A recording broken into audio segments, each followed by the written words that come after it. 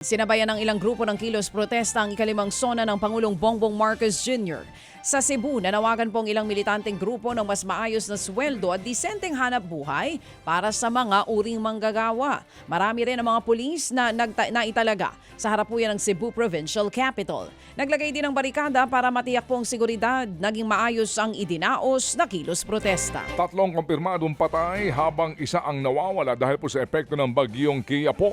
Ayon po sa National Disaster Risk Reduction and Management Council, higit na 63 pamilya o higit sa 295,000 individual ang apektado. Napilitan umanong lumikas ang higit na 1,700 pamilya. Napaabot mo naman ng higit 10 milyong pisong halaga ng tulong ang mga otoridad sa mga apektadong lugar. Pinalaga naman po ng isang tinderong holdapper na nanloob po sa binabantayan niyang bigasan dyan sa Panabo City sa Davao del Norte. Sa video, kitang pumasok po sa bigasan ng kawatan at tinutukan nga ng baril ang tindero. Tumayo ang tindero habang kinakausap ang holdapper nang biglang, nakipagbuno po ang dalawa o nagpambuno ang dalawa at nag-agawan sa baril.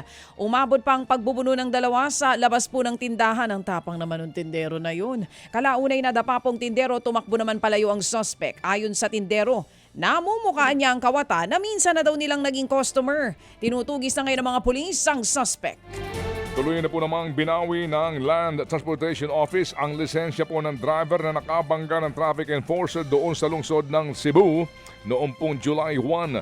At ayon sa LTO, napatunayang nagkasala ang driver sa kasong reckless driving at may tuturing umanong improper person to operate a motor vehicle.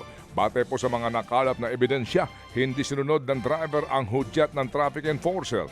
Dahil dyan ay nabangga ang opisyal habang ginagampanan po ang kanyang tungkulin. Umalis din po ang driver nang hindi tinutulungan ang naturang enforcer. Naharang naman po ng Philippine Coast Guard o PCG ang higit 7 milyong pisong halaga po ng smuggled daw na sigarilyo dyan sa Santa Cruz, Davao del Sur.